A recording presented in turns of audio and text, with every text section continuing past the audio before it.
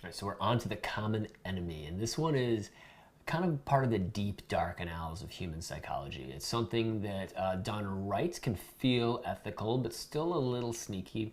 Done wrong, it just enrages me when I see it, and as well it should you. But it is a big part of human psychology. It's a big way to compel people to take action, to build empathy.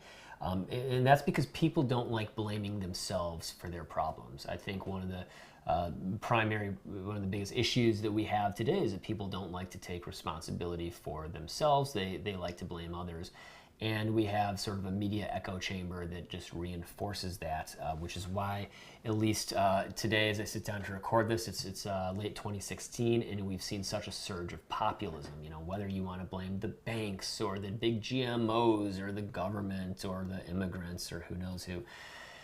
Not going to say that all these different groups and others haven't created some degree of problems, but I still think that at the end of the day, we're the captains of our own ships, and we do need to take responsibility for ourselves, for our lives, and for the outcomes that we want.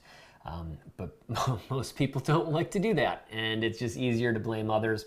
And the reason that your prospect has not succeeded thus far, or has not achieved the outcome, or has not lived the life that they want, is because of the common enemy. So the psychology of the common enemy, we've kind of covered this a bit. It binds you and your prospect, and it creates this in-group mentality. Hey, I get you. I totally get you. I'm right here with you. It's us against them. Like those assholes, those people that have been holding us down, no longer. We're the two of us. We're going to get past it, okay? And we're in this together. So it really helps create that in-group mentality.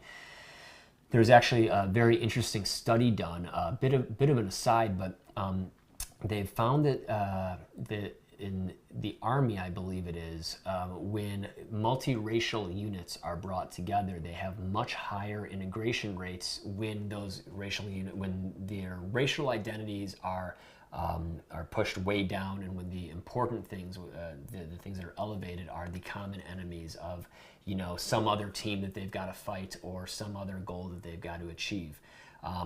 Versus on college campuses where you have like multiracial ethnic center, or not multiracial, but singularly racial ethnic centers. So one for African Americans, or one for Latinos, or one for, you know, whatever group you might have. That creates diversity, and it creates the feeling of common enemies. So even though these universities have endeavored to create safe spaces where diversity is meant to allowed to have a retreat, or a place to explore and be happy amongst itself, they actually create more divisiveness. And obviously I'm 10 years out of college, or perhaps more, probably more at this point, so I'm not exactly sure the point of all these things, but I do know that for something as important as race, when you bring people together and you give them a common enemy, it binds them together, it creates an in-group, it creates friends for life. And yeah, there's still going to be animosities from time to time. There's still going to be misunderstandings. But if you have that common enemy, it just creates such a strong in-group mentality that you know, people move beyond some of the thorniest issues of the day. So no more needs to be said about that. The common enemy also makes your prospects feel better about themselves. So it shifts the blame away from them. It alleviates any concern they might have, or any bad feelings they might have for failing to take responsibility.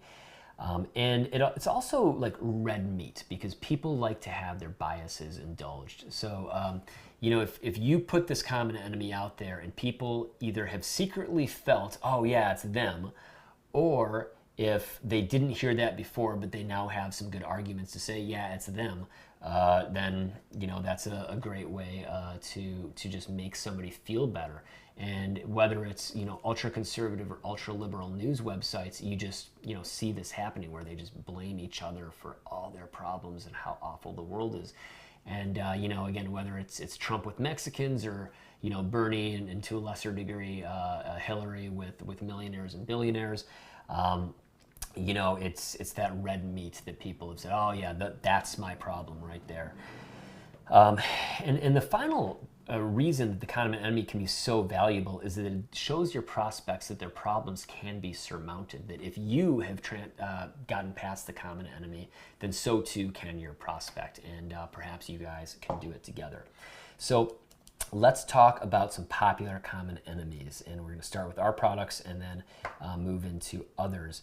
Actually, we'll start with the ones that we've already mentioned. I see here I have them at the end of the list, but since we've already been talking about them, millionaires and billionaires for Bernie and immigrants for Trump. Those are two big common enemies.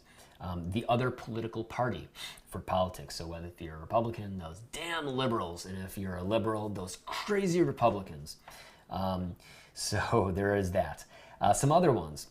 Popular common enemies we've used is in the girlfriend system. We say that women are the common enemies, and it's not their fault. It's the fault of their evolutionary programming and not their evolutionary programming. Excuse me. It's a fault of society. Society has kind of like made women into these people that they don't even know what they want anymore, and so it's not really their fault. But women are the ones who are kind of holding you back. I mean, would any woman would she tell you about this? No, of course not. If you knew these secrets about how much she loved literotica, then she'd be an open book to you, and you could take advantage of her if you were ill-intentioned. So women keep these secrets locked away. So we're kind of indulging the feelings that some of our frustrated customers might have about women by saying, yeah, women are the ones who've been kind of screwing you over, but they're not trying to do it intentionally. Have some grace for them. Because we don't want a group of angry, pitchfork-wielding men chasing after women after watching our presentation. Along those lines, a brief aside, I do think that when it comes to ethics in marketing, I've thought long and hard about this. When you're putting things out there in the world, what kind of beliefs are you creating?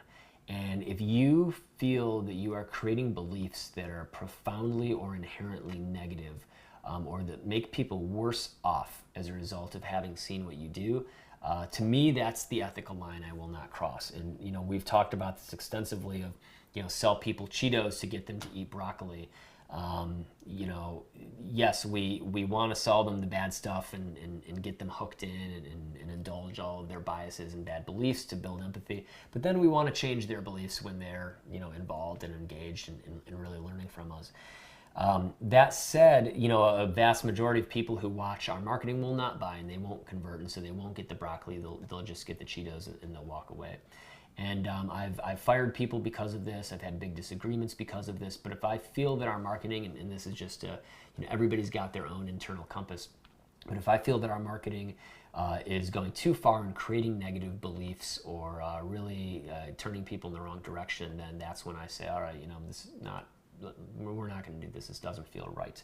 Everybody's going to have their own line when it comes to that stuff, but I would encourage you to ask yourself, is what I'm putting out in the world, are the beliefs I'm creating or the common enemies I'm talking about, are these things that are making the world better or worse? And can I mitigate against any of the negativity by making it positive? So, of course, as we do here, we say, well, it's women, but it's not really their fault. They're just doing kind of what society tells them. Or another good example is third wave feminism. So in Lust, we talk about how third wave feminism has turned women into thinking that they are exactly the same as men, but there are biological differences, and whatever your political views might be or views about gender might be, I do personally believe this one, that men and women are equal but different. And so that was kind of an easy one for me to put out there and feel comfortable about. And how do we mitigate that? We said, well, women and men are different. They're equal. First wave feminism, second wave feminism are very important, for women to get the right to vote, to, get, equality in the workforce, all these things. And their job still isn't done. So we're trying to at least not totally be awful human beings when we're saying this stuff. But we do make third wave feminism this, we say it's become a vicious, snarling beast that, has women. I can't remember the exact way that we phrase it, but that is the common enemy in Lust. And how to text her, the common enemy is social media.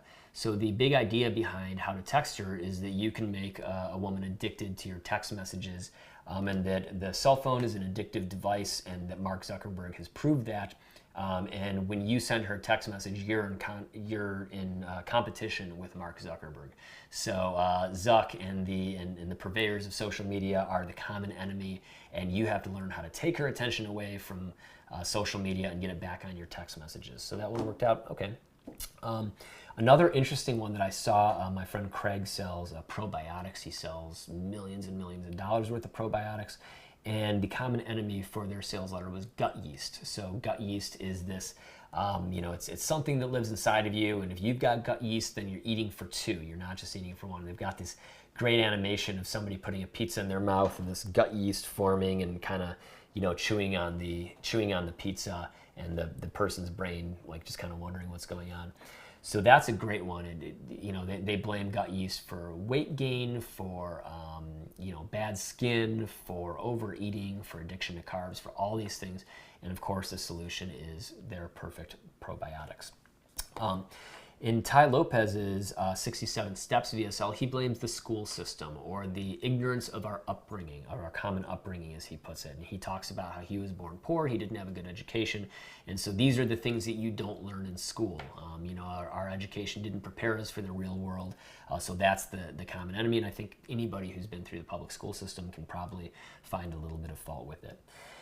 A few others, any toothpaste ever, the common enemy has been plaque. I don't know if you, or even Act or some of these mouthwashes, if you grew up in the 80s like I did, then you may remember commercials of evil plaque coming in and attacking your teeth, and the mouthwash or the toothbrush coming in and saving the day, and this epic battle that matched something out of Dante being raged in your mouth. So plaque is the common enemy for toothpaste and just about any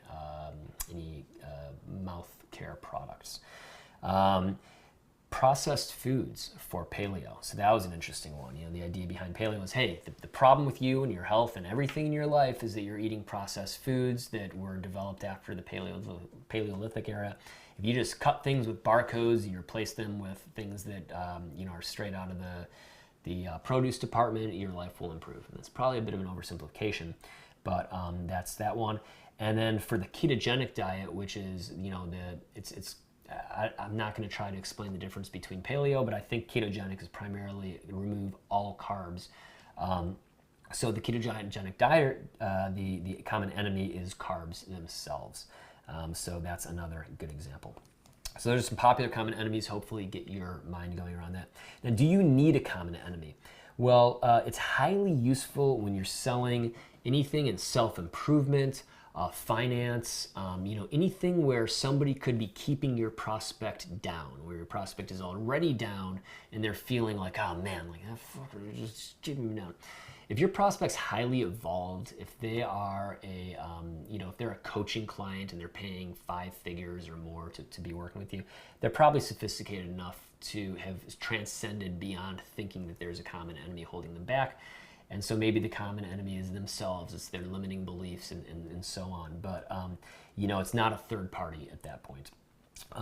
Another area where a common enemy can be useful is a Kickstarter campaign, or when you're launching some sort of new product category where the common enemy is the old category or the way that things were. I keep bringing up Bluffworks. They're a great one because the common enemy is every other pair of pants you've ever worn for travel. They wear out, they get stains, people can steal from them, they don't fit well, they can't go from element to element. So that was a pretty good common enemy. And even Very, the common enemy is other wedding apps, which don't give you all of your photos.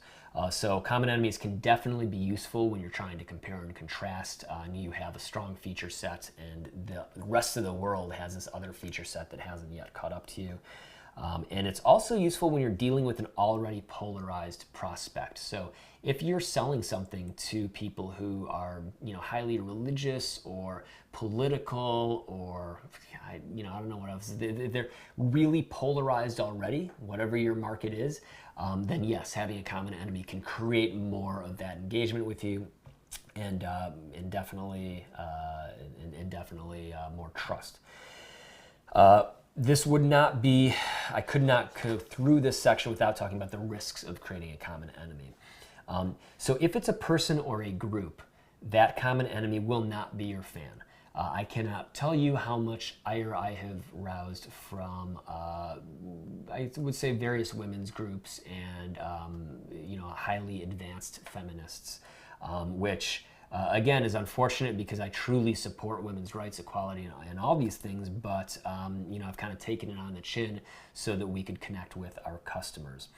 You can be on the receiving end of a lot of negativity, as I have been, if you see some of the comments on my YouTube channel, or also on Facebook, even from men. Men have looked at our stuff and, you know, said this is really manipulative, dishonest, deceptive, so on and so forth. And you risk, here's the other big one, this is the one you really got to think about, is that you risk attracting an angrier or more polarized prospect. So, you know, the more that you blame other people, the more you're going to get those kind of tinfoil hat wearing guys who come out of the woodwork and say, yeah, you know, the pitchfork wielders. And that person is more likely to take action, but they're also more likely to be a fucking asshole. And they might not be the high profile customer that you want. Our business has frankly suffered from that. We have had some celebrities buy our products, but of course, you know, no celebrity is going to come forward and say, hey, I bought the girlfriend activation system and it landed me my girlfriend. By the way, you would be shocked at which celebrities these are. I, of course, would never say. I think 2 people other than myself know, my COO and my customer happiness manager, make that 3, my fiance. But, you know, if you are selling things with some of these tactics and you're really trying to rouse people up, you're not going to get, you know, high profile people standing up for it because they might not want to be associated with this degree of populism. So how do you create a common enemy? 3 simple questions and 3 simple ways to do it. 1, who does your prospect already distrust or misunderstand? So, you know, they don't necessarily need to distrust them right off the bat. They just need to misunderstand them in order for it to be somebody who you can straw man. In a truly nefarious world, who is keeping your prospect down? So if we take the perspective of the conspiracy theorist or the guy wearing the tinfoil hat, what organization is keeping your prospect down? What group of people is keeping your prospect down?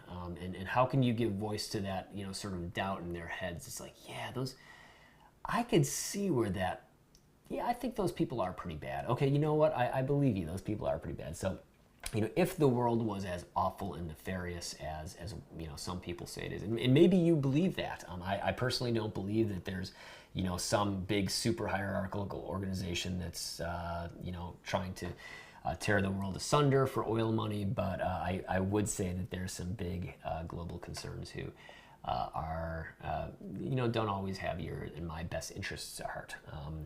That is what it is. In a world where that was amplified 100x, who is trying to keep your prospect down? And finally, why did they do what they do? Why does your common enemy do what they do? Is it for selfish reasons? Is it for profit? Is it to protect their power? Is it because they're afraid of something? So if you can give them a motive, then that's really going to enhance the believability of that common enemy, and it's going to connect with your prospect a little bit more. So how do you know that you've got a good common enemy? One of them is when you're David and they're Goliath. If you can position yourself and your prospect as David against this Goliath, that's probably not a bad common enemy. And another one of them is, another good way to tell is when you can really envision them plotting evil. So you can actually, like, based on the character that you've described or the group that you've described, you and your copywriting team or just you and yourself and your friends are sitting around, you're having a glass of wine or a beer, and you're like, oh man, yeah, like, can you imagine this kind of an enemy? Like, what are they saying? What are they doing? You're almost building scenarios in your mind.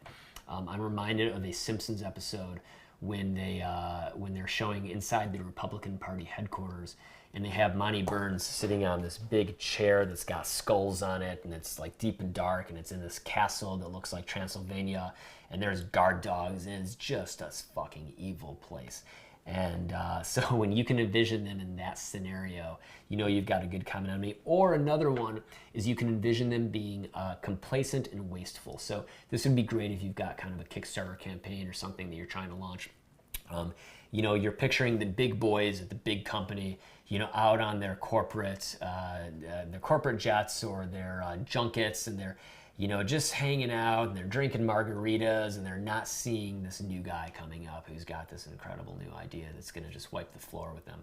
So that's another good common enemy, when you can imagine them not necessarily being evil, but just being complacent and comfortable and not knowing what's coming to just rip them apart. So those are good common enemies, and that is where we will leave it with that one. That section is really fun, but again, it's a little bit dark, so you've got to be careful how you use it. And we will close this section up with the perfect world and the golden tip.